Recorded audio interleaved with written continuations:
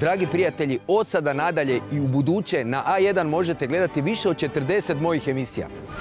Bravo, super. Konačno nekaj dobro da napraviš. 14 najvećih svjetskih fešti. Španjolske, Tomatina, utrka s bikovima, ljudski tornjevi i preskakanje beba. Englesko kotrljanje sa sirom, njemački Oktoberfest, festival potomaka ljudoždera u Papui Novoj Gvineji, te hrvatske utrke neretvanskih lađa i magaraca u Tribunju. Obožavam fešte zato što se opustim, zato što se razuzdam i zato što se izdivljam i onda da mogu ispočetka početi svoj radni tjedan.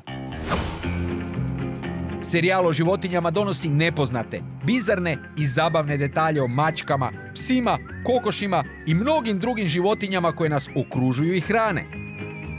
Životinje su puno intrigantnije od ljudi.